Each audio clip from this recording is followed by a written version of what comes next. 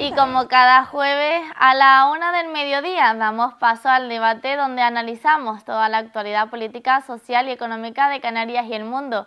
Hoy se encuentran con nosotros Jonathan Fumero de Coalición Canaria y Jennifer Curbelo del Partido Popular. Muy buenos días. ¿Qué tal? Bienvenidos. ¿Qué tal? Buenos días. Sí. ¿Cómo Gracias. están? Bien, bueno, Muy echando un poco de menos, no porque la compañía no sea grata, sino porque echamos, bueno, un poco de menos de Hoy somos menos. los hoy. grupos de la oposición. El Partido Sí. Socialista sigue sin aparecer, ni está ni se le espera, y bueno, en este caso Vox pues tampoco ha acudido hoy, No pero ha podido, vamos sí. a ir caminando en el debate. Vamos a comenzar nosotros. Bueno, vamos con el primer tema. El presidente de Canarias acusa a la Unión Europea, pretende que los migrantes se queden recluidos en territorios limítrofes para que no molesten a los países ricos por sus calles. El presidente advierte de que el nuevo pacto migratorio puede convertir al archipiélago en un territorio de retención y reclama al Estado una posición firme ante Bruselas. Bueno, ¿qué opinas acerca de esta situación? Bueno, que la situación con el tema del pacto migratorio, desde el punto de vista de la Europa de los valores y de los pueblos, es un poco contradictorio, porque lo que viene a establecer es una Europa de dos realidades, la de los países ricos y del norte y los países pobres y del sur o con menos renta per cápita, y que la migración se quede en las fronteras y que a cambio de dinero resuelvan la papeleta los países de la periferia, ¿no? Y eso, pues nosotros encima, que somos el extremo sur de Europa, frontera como región ultraperiférica, si esa es la visión que tiene Europa de cómo contener la migración, pues nos puede convertir aquí en una Lampedusa, ¿no? En mantener aquí toda la migración que llegue retenida para evitar que llegue a las costas europeas y a los países del norte, que son en este caso los interesados en que la migración nos vaya hacia arriba, ¿no? Y creo que aparte de ser injusto, es un poco contradictorio, ya digo, con los valores de la fundación de Europa, de la Europa de los valores, ¿no? Si Europa se quiere diferenciar del mundo de Medio Oriente, del mundo occidental, lo que está pasando en Estados Unidos, en este caso con Donald Trump, con el ICE, con esa política migratoria totalmente alocada, por decirlo de alguna manera, creo que este no es el camino, ¿no? Bueno, estamos hablando de que podría convertirse el archipiélago en una zona de retención. ¿Qué riesgos asumiríamos? Bueno, ya lo hemos vivido. Sí, lo estamos viendo, ¿no? Hemos estado viviendo, lo que nos ha costado que pudiesen sacar, o sea, que pudieran salir y darle cobertura y que no estuviesen los niños menores migrantes no acompañados en los centros que tenemos en Canarias, ¿no? Que sabíamos que, y hemos hablado en numerosas ocasiones, que están saturados y que no teníamos recursos suficientes para poder atenderlos con la dignidad requerida y merecida, ¿no? Pero sí que es verdad que cuando estabas hablando del tema del pacto, yo recuerdo una de las comisiones del Parlamento de Canarias, precisamente en la de Relaciones con la Unión Europea y Acción Exterior, en la que vino el flamante eurodiputado del Partido Socialista a poco menos que vendernos que había sido un pacto maravilloso y que se había trabajado, y además con la bandera del Partido Socialista delante, ¿no? Y ya vemos el pacto finalmente cuál ha sido. Y además resaltamos que es verdad que el Gobierno de Canarias le pide a España que actúe, pero es que seguimos exactamente en las mismas reivindicaciones prácticamente durante toda la legislatura. ¿Qué le vamos a pedir a Pedro Sánchez que actúe, que hable con Europa, cuando hemos vivido que el comisario europeo había dicho y había venido a Canarias que no se había solicitado por parte de España el despliegue de la Frontex, que se había dicho y se había puesto a disposición que los migrantes pudiesen ir a otros países de la Unión Europea si así lo pedía el Estado y no se ha pedido, que tenían financiación para poder ayudar a Canarias si el Estado lo pedía, es decir, Pedro Sánchez, y no lo pidieron?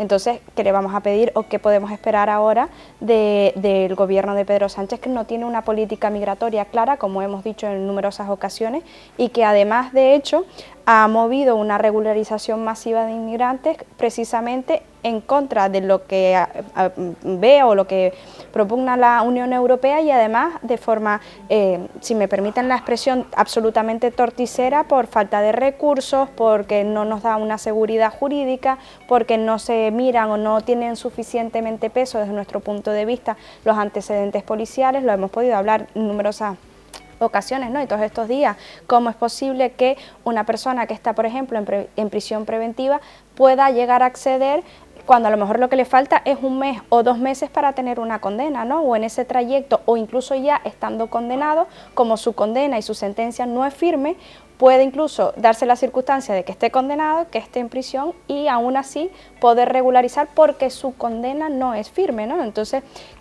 ante toda esta situación, la política migratoria de Pedro Sánchez es un disparate absoluto y bueno, estamos pidiendo constantemente cosas al Partido Socialista y a Pedro Sánchez que entran dentro de la lógica y el criterio normal desde nuestro punto de vista y vamos, oídos sordos y ellos a lo suyo. Bueno, ayer comentábamos esas imágenes de personas que asaltan el muro en la embajada de Gambia en Madrid.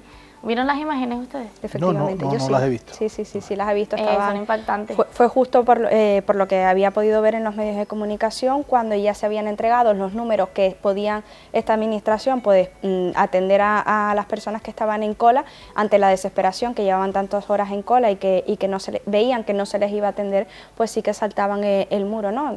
Y después cuando escuchas este tipo de cosas, ¿no? Que lo ves, cuando estás hablando hablas, ¿no? Y escuchas al Partido Socialista y a los ministros decir y echarle la culpa que las colas son culpa de las comunidades autónomas o de los ayuntamientos gobernados por el Partido Popular. Me encantaría saber qué es lo que piensan, porque las embajadas no están gobernadas por el Partido Popular y también hay este descontrol, ¿no? Y también están en esta situación porque no se llevaron a cabo todos los procedimientos de la manera que todas las administraciones y todos los elementos implicados en un expediente o en una regularización, que como su nombre indica es masiva, con lo cual van a tener muchísima afluencia de personas. Aquí no se ha reforzado personal, no se ha dado instrucciones, no se les ha dicho al personal, ni siquiera se les ha presentado cómo hacerlo, no se les ha enseñado cómo va a ser el procedimiento. O sea, que han ido a la buena voluntad de muchos ayuntamientos, incluso en los servicios sociales, de intentar atenderles de la mejor manera posible con los pocos conocimientos y manejo de la norma y de los expedientes que tenían. Lo decíamos, ¿no? Entonces, bueno, lo decía aquí la semana pasada, el problema no solo es el fondo, es la forma. O sea, si tú de manera atropellada anuncias este procedimiento, pues se producen colas y asaltos como el que no lo he visto en las imágenes, pero me las puedo imaginar en la embajada de Gambia o en otras embajadas. Pero desde luego que lo de las comunidades autónomas es una excusa, porque las comunidades autónomas ni gestionan las oficinas de correo, ni gestionan embajadas, ni gestionan las comisarías de la Policía Nacional donde se hacen los trámites de extranjería. Es todo un patadón hacia adelante, permítanme la expresión futbolística, que estamos ahora todos aquí pendientes del Tete. Sí, de mañana. Total. Esta expresión futbolística de un patadón hacia adelante e intentar echar la carreta ante los bueyes y hacer las cosas deprisa y corriendo, probablemente porque bueno, quieran tener su monito de gloria porque tengamos una convocatoria electoral próxima, ¿no? Bueno, y además, perdón si vas a comentar algo, y además en la política que viene haciendo el Partido Socialista en los últimos años, que es darle carnaza y argumentos a Vox para luego tener sus discursos xenófobos, racistas, etcétera, etcétera, ¿no? Entonces, este tipo de cuestiones, cuando no se hacen con rigor, cuando no se hacen con criterio, cuando no se hacen de manera ordenada y procurando que exista una seguridad, pues para todos, con la comprobación de los antecedentes correspondientes, etcétera, etcétera, al final lo que genera son discursos de rechazo, ¿no? En vez de aceptación, cuando se pueden hacer las cosas, que no es una cosa que nunca se haya hecho, que se ha hecho hasta ahora, que en otras ocasiones se ha hecho, y al final que lleguemos a tener que hacer una regularización de tantas personas, indica que los procedimientos normales para que la gente pueda acceder a su residencia y a estar de manera legal en nuestro país no están funcionando, porque cuando hay tantas personas demandando una regularización extraordinaria, quiere decir que por la vía ordinaria no han podido acceder a su estatus, ¿no? A su protección, y poco menos que encima se vende como que es un acto poco menos que de caridad y de justicia. Y que no hay control de fronteras, claro, porque la inmensa mayoría no ha entrado en patera. Efectivamente. Por los aeropuertos y en el caso de Europa por carretera, ¿no? Efectivamente. Entonces, ahí cuando dices, volvemos al punto inicial de este asunto, ¿dónde está la política clara? ¿Cuál es la política migratoria que lleva a este país? ¿Cuál es la política y hacia dónde vamos? Tanto para defender lo que es Canarias, nuestras fronteras entre Europa, pero también cómo dar respuesta a la situación que tenemos dentro del país, ¿no? Con la gente que está llegando, que ha llegado y que va a llegar. ¿Qué mensaje estamos dando? Bueno, hemos visto a nuestro presidente de gobierno, Fernando Clavijo, bastante contundente con esta situación. ¿Qué medidas, soluciones proponen desde vuestros partidos para que no se cronifique esta situación?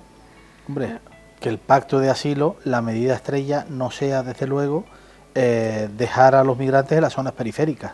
y aparte de eso que tiene que solicitarlo el Estado, no lo puede hacer la comunidad autónoma, pero más allá de eso también ayudar a las regiones periféricas en el control, sobre todo en la llegada, no solo el despliegue del Frontex, sino también la ayuda en la llegada y atención a esas personas, porque hay que atenderlas cuando llegan a suelo español y a suelo europeo, pero también que se haga un análisis de la situación. Si estamos hablando de que tenemos zonas vaciadas, ya en España, por ejemplo, si estamos hablando que se necesita mano de obra, pues vamos a favorecer una inmigración controlada, y eso evita que tengamos desmanes como el que tenemos ahora con este proceso de regularización. Si a la gente le das una oportunidad de trabajar y un visado en origen, pues ya le quitas la carnaza a las mafias para que estén traficando con personas, le quitas el desespero de la gente de tener que tirarse al mar en una patera, y le das una oportunidad de futuro a esas personas que, tal y como hicieron nuestros bisabuelos, nuestros abuelos, viajaron a otro país y ayudaron a reconstruir el suyo desde las remesas que llegaban, ¿no?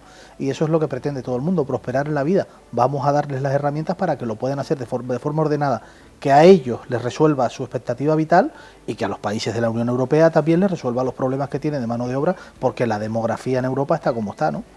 Pero que no solo vayan en el hecho de decir vamos a solucionar un problema nuestro porque no tenemos una tasa de natalidad y no tenemos este relevo generacional, que tampoco sea una cuestión de verlos como una moneda de cambio, ¿no? O cómo nos vamos a aprovechar de que vengan, sino es una cuestión de coherencia y de establecimiento de los derechos, ¿no? Las migraciones han existido toda la vida, todo el ser humano de por sí, hasta que nos convertimos en esta sociedad, ¿no? Que no se mueve tanto. Sí que es verdad que ha vivido siempre de un lado a otro, ¿no? Y tenemos la posibilidad encima hoy en día de poder desplazarnos y prácticamente trabajar desde cualquier parte del mundo. Entonces este tipo de cuestiones se van a dar, se están dando, se van a seguir dando. Las corrientes migratorias, pues las guerras, como lo hemos comprobado, lo tuvimos en Ucrania, lo estamos viendo ahora, hemos visto cuál es la situación de inestabilidad del continente africano. Entonces esta situación que en su momento también, como bien decía Jonathan, fuimos nosotros los canarios los que emigramos a otros países, ¿no? Padres, madres,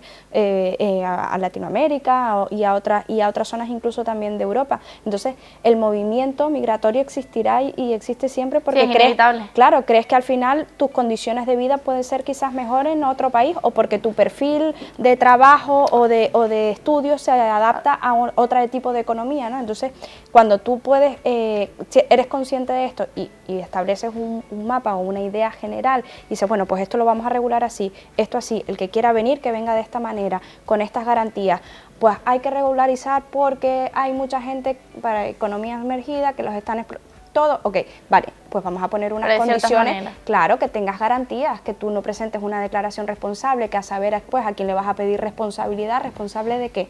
Responsabilidad. Luego cuando te encuentres que las declaraciones responsables o los papeles que han entregado no se corresponden con lo que es real y con lo que debería haber sido, ¿qué vas a hacer? ¿Los vas a echar?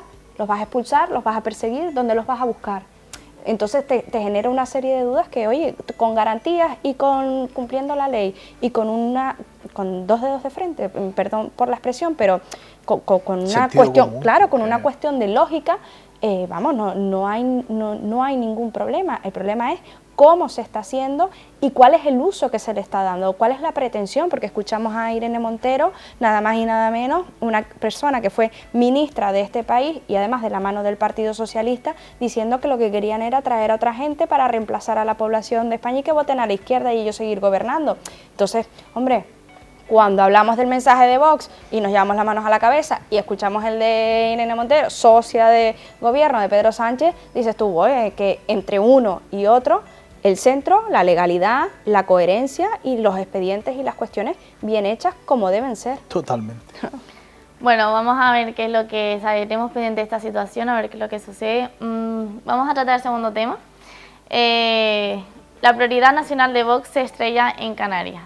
El arco parlamentario no avala la propuesta de Vox de situar a los españoles por delante en ayudas, prestaciones y servicios públicos. A ver, es que los españoles ya están por delante. Es que se construye un relato que yo creo que es peligroso, que es de enfrentar a pobres contra pobres, ¿no? Y de decirle a la gente que tiene una situación económica vulnerable, que su enemigo es la persona de color o de otro país que viene y que poco menos viene a vivir de las ayudas. Que no digo que no se pueda producir en algún caso, pero no es del todo así. y creo que se puede establecer, el PP habla de arraigo, nosotros lo hemos hecho, en el actual gobierno de Canarias, los grupos que lo apoyamos lo hemos hecho en materia de vivienda. Para ahora acceder a una vivienda tienes que estar en Canarias durante 12 años viviendo. ¿Por qué? Porque se trata de dar recurso a la persona que ha decidido, los que han nacido aquí y los que se han establecido aquí, tienen una expectativa de vida aquí, ya están arraigados aquí. Pero, sean de donde sean, pero establecer límites por... yo creo que ya esta situación de preguntar de dónde vienes, a quién crees, a quién amas, esto está superado ya, ¿no? Y sobre todo desde un punto de vista xenófobo. Y claro que lo rechazamos, porque vamos a ver, el criterio tiene que ser que el español tiene que ser blanco y rubio y de Castilla la Nueva. No, puede ser moreno, puede ser amarillo, negro, lo que quieras. Pero no podemos establecer criterios separando a buenos de malos y sobre todo, repito, echando a pelear a pobres contra pobres, porque el discurso es peligroso. Y yo creo que en las administraciones siempre, cada vez que se va a dar una ayuda, cada vez que vas a acceder a algún trámite, se te pide todo, tu vida laboral, donde estás empadronado, pero establecer eso de no, prioridad nacional porque las ayudas se las están llevando los de fuera, un poquito peligroso. Sí, bueno, al final aquí es una cuestión de coger y retorcer una realidad, ¿no? Nosotros lo que hemos propuesto y obviamente en lo que vamos a actuar absolutamente con pulcritud es cumplir la ley. Y la ley no te permite una discriminación por razón de dónde hayas nacido, ¿no? Porque es que a buenas, yo tengo una nacionalidad española, pero he nacido en Venezuela, entonces, ¿qué me estás diciendo? Que yo no, yo voy a promover que... Entonces, ¿cómo? A ver, no es esa la cuestión.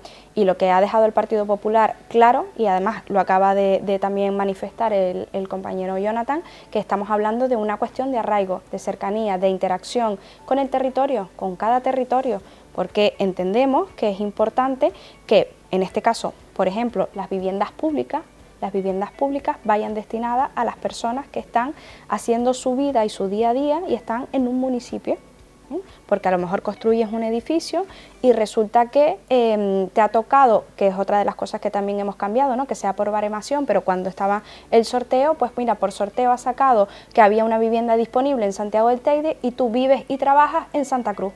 ¿Crees de verdad que esa persona que ha obtenido o que le van a dar esa vivienda pública se va a desplazar todos los días desde Santiago del Teide o al revés, desde Santa Cruz a Santiago del Teide porque su vivienda está en un sitio y su puesto de trabajo está en otro? No.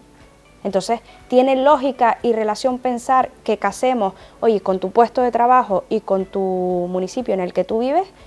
Ahí, en ese ámbito, podrás optar a una vivienda pública. Yo creo que es la lógica, sin exclusión y sin ninguna otra, sin ningún otro impedimento. Aquí no se está diciendo, a ver dónde naciste, a ver dónde... O sea, la práctica y la realidad es que esto no va así. Que es verdad que le interesa a Vox darle la vuelta y vender porque tiene sus votantes y tiene su agitación y necesita... retroalimentar luego el propio discurso que va a dar el Partido Socialista, que somos malos, malísimos. No, la centralidad, y como decía antes, entre una cosa y otra que se retroalimentan, la centralidad y la ley. La Constitución te permite lo que te permite, la ley te permite lo que te permite, y el sentido común, y en ese caso ahí está el Partido Popular, es precisamente lo que estamos diciendo. Las prioridades, voy a decir, prioridades, no sé si nacionales o extranacionales o supranacionales, tiene que ser atender, por ejemplo, la emergencia habitacional que tenemos en España y especialmente que tenemos en Canarias. Y en eso es donde debería estar cualquier partido político, Vox, el Partido Popular, Coalición Canaria, absolutamente todos, porque tenemos que darle vivienda o tener las condiciones y crear las condiciones para el que pueda acceder a una vivienda en el mercado libre, que pueda acceder a una vivienda en el mercado libre, y el que necesite, porque sus circunstancias económicas necesitan una vivienda pública, que tengamos y construyamos viviendas públicas para poder darlas o para poder adjudicarlas, ¿no? Porque cumplen los requisitos y porque lo necesitan con las garantías que hemos hablado antes. Entonces, esa es realmente lo que de verdad debería denominarse, es que el término puede darnos a lugar, pero es que creo que tiene que ser una prioridad absoluta. Ya no sé si, por eso te digo que no sé si nacional o no, pero tiene que ser atacar a nuestra prioridad siempre tiene que ser, como partidos políticos, como representantes públicos, la prioridad de atender los problemas que tenemos en nuestro país y los que tenemos en Canarias, en nuestra comunidad autónoma. Así lo estamos haciendo desde el Gobierno de Canarias, Así lo estamos haciendo también desde el Partido Popular, ¿no? Modificaciones legislativas. La semana pasada también presentábamos un plan de municipios activos para impulsar la construcción de vivienda, para dar alternativas, para que los ayuntamientos también entren en esta posición, también conjuntamente con Coalición Canaria, desde el Gobierno, desde el ICABI, impulsando la construcción de vivienda. El mayor presupuesto de la historia del ICABI ha sido en estas legislaturas en las que estamos gobernando. La mayor cifra de construcción de vivienda, tanto pública como privada, está siendo ahora. Entonces, eso es lo que es prioridad. Llámenlo nacional, llámenlo en Canarias, llámenlo de la comunidad autónoma, llamen lo que quieran, pero eso, y en eso está el Partido Popular y en este caso también Coalición Canaria, que estamos en cogobierno. Y que tiene realidades distintas. Está la gente que puede acceder a una vivienda social, a una de protección oficial, bien sea promoción pública o privada, que tiene unos ingresos determinados, pero después hay otra parte que supera esos ingresos, que no puede acceder a esas viviendas, que necesita una vivienda en régimen libre y necesita tener con un alquiler o con una compra-venta asequible, que ahora mismo es imposible, ¿no? Y en esos dos parámetros es donde se está trabajando ahora mismo. Y propiciar la construcción de vivienda libre, ¿no? Claro, que también es absolutamente importante, si porque libre, todo no lo puede resolver la administración, luego hay... Claro. La mayor parte de la población podría acceder a una vivienda libre por su rango de renta y no solo una vivienda social, ¿no? Efectivamente. ¿Creen que este tipo de propuestas como la que ha hecho Vox polarizan a la sociedad? Sí, decía antes Jenny, hacía referencia a Irene Montero, además los extremos se retroalimentan. O sea, aquí recordemos que cuando surge el movimiento del 15M y Podemos, la extrema derecha en España era testimonial. Creo que había un partido que se llamaba Alianza Española o algo así y poco más. Vox estaría por ahí, pero ni era conocido, ¿no? Y de repente, pues hemos alimentado a la bestia, ¿no? Con los discursos de ultraizquierda, lo que has conseguido es que el movimiento totalmente antagónico se alimentase y ahora tenemos el espectro contrario, ¿no? Y además tenemos un gobierno que estratégicamente, para debilitar a su máximo rival, que es el Partido Popular, lo que hace es alimentar que salten los de la ultraderecha para ver si se puede socavar un poco más, digamos que dentro del panorama demoscópico español, socavar al centro derecha para que esos votos se le vayan a la extrema derecha y tener un poco más de margen, porque recordemos que ahora mismo a la izquierda del PSOE hay prácticamente un desierto. Queda sumar en el Parlamento, pero en todas las encuestas la debacle va a ser tremenda, ¿no? Entonces ya hemos visto comunidad por comunidad en todas las elecciones, ahora viene Andalucía, vamos a ver cómo la extrema izquierda desaparece, el PSOE resiste porque asume parte de ese electorado, pero como la derecha se fragmenta entre básicamente el Partido Popular y Vox, ¿no? Y ellos juegan a que se siga fragmentando esa situación, pero creo que es una ruleta rusa, ¿no? Al final te terminas disparando en este juego, ¿no? Por supuesto, porque además es un juego que Pedro Sánchez ha leído y ha entendido que realmente hoy lo único que impide que, por ejemplo, pueda prosperar una moción de censura en contra de Pedro Sánchez es la existencia de Vox y que el resto de arco parlamentario vea con reticencia apoyar una moción de censura en la que vaya el Partido Popular y Vox, ¿no? Porque esa es su garantía, es la única garantía que tiene. Lo hemos visto recientemente, esta misma sesión de control, cuando también sus socios le ponían en un brete, el Partido Nacionalista Vasco, también el representante de, no quiero equivocarme, pero UPyN o algo así creo que era, ahora no me sale bien el nombre, pero también le decía, oiga, ¿usted cuándo va a traer los presupuestos? ¿La Constitución le vale para cuando a usted le interesa? Porque, por ejemplo, para convocar y adelantar las elecciones, porque usted ha perdido, porque no tiene la mayoría suficiente, entonces ¿esto qué es, no? Entonces vemos cómo está en la garantía de ir tensando tanto la situación y agotar la legislatura, no porque sepa que vaya luego a ganar las elecciones, que estará aspirando un milagro, sino porque sabe o tiene conciencia y ya se lo han manifestado, y la realidad es la que es, que otros partidos no apoyarían una moción de censura en la que prosperase, ¿no? O que participase Vox. Entonces, cuanto más aliente a Vox, más debilita la posibilidad de que Alberto Núñez Feijóo obtenga una mayoría absoluta que pueda permitir que gobierne, ¿no? Que exista un cambio de gobierno en solitario. Y si te fijas, todos los discursos son cuidado porque el PP y Vox son lo mismo, uy, cuidado porque viene Vox, uy, cuidado con que... Entonces, esta lectura, que a ver, es un mal presidente, Pedro Sánchez, no sabe gestionar, está de escándalo en escándalo y de presunta corrupción, al menos alrededor de él, muy alrededor de él, hasta las cejas, pero tonto hemos visto que no es, ¿no? Y entonces ha tenido una capacidad de reinventarse y de salir hasta de lo que pensábamos que no iba a superar, y ahí está, ¿no? Y una de las fórmulas que ha conseguido o que tiene para conseguirlo ya no solo es satisfacer a Esquerra, es satisfacer a los independentistas de Cataluña, a Junts, gracias, sino que además avivar el avispero y decir, uy, que viene Vox y viene Vox, entonces los otros ya ponen una línea roja, ¿no? Un cordón rojo, y eso es lo que le permite, y en el caso de que agote la legislatura, si no explota esto antes y los escándalos de corrupción y se encuentran probados más cosas, pues es lo que hará que la legislatura termine única y exclusivamente el avivamiento en contra de Vox. Bueno, vamos a irnos con el último tema. La UGT y USO, no sé si se pronuncia... Uso. Ven altamente preocupante la siniestrabilidad laboral en Canarias e insisten en que el abastecimiento laboral ronda solo el 1%. Aquí tenemos un debate entre patronal y sindicatos sobre el absentismo laboral. Unos dicen que es el 1%, los empresarios te dicen que es más. Lo cierto es que tenemos un problema que llevamos hablando de él por los últimos 3 años en el Parlamento y que hay que ver la forma de afrontarlo, por parte de unos y de otros, porque al final nos interesa a todos que la economía funcione, a los empresarios y a los trabajadores. Pero sí me preocupa lo de la siniestralidad laboral, porque sí que en Canarias estaba más o menos controlada, pero alta. Evidentemente hay que reforzar la inspección, porque si se producen siniestros, hombre, accidentes ocurren todos los días, pero si son evitables, pues hay que sancionar al infractor o a la persona que no cumpla con las medidas de seguridad, porque hay trabajos donde se la juegan, ¿no? Y creo que todos, pues cuando nos confiamos, digamos, cuando estamos haciendo una cosa de manera reiterada, no solemos confiar y no somos conscientes de los riesgos que creemos, y después pues pasa una desgracia que es irreparable, ¿no? Y eso se corrige desde las medidas de prevención, de las medidas de seguridad, y que el cuerpo de inspección laboral pues verifique que se están cumpliendo para evitar que trabajadores pierdan la vida, ¿no?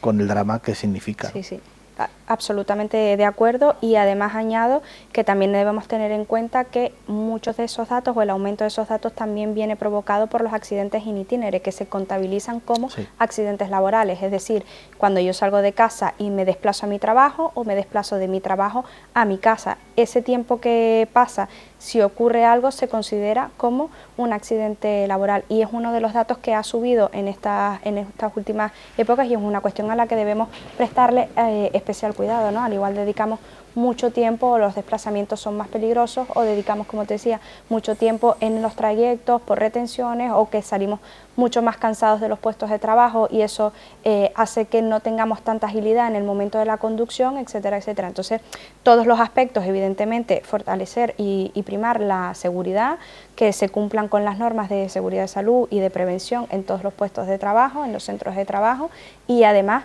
en este caso específico, si hay alguna cuestión o un repunte o un ámbito concreto en el que ha repuntado, pues también buscar la manera de poder solventar eso para que existan los menos posibles, ¿no? Que es al final el riesgo cero no existe, pero intentar minimizar absolutamente todos los riesgos y lo que pueda resultar, ya no solo en el fallecimiento, sino que puedas tener un accidente, una lesión o una incapacidad que luego haga que evidentemente no te puedas incorporar a tu puesto de trabajo. ¿Creen que no son suficientes los recursos de prevención o hay que reforzarlos más? Yo creo que, por lo menos en el ámbito laboral, en los sitios donde yo he trabajado, siempre la prevención se trabaja, ¿no? Y cuando ha llegado a algunas situaciones, por un accidente, bueno, una escalera, un resbalón, una caída, y más por eso que por falta de recursos de prevención, ¿no? Yo creo que lleva años trabajando sobre la prevención en los riesgos laborales. Las empresas tienen sus comités constituidos, sus comités de empresas, sindicatos, sus representantes, y cada vez vamos a garantizar más la seguridad de los trabajadores. y no bajar la guardia. Yo creo que es importante que no confiar, ¿no? Sí, Eso, exacto.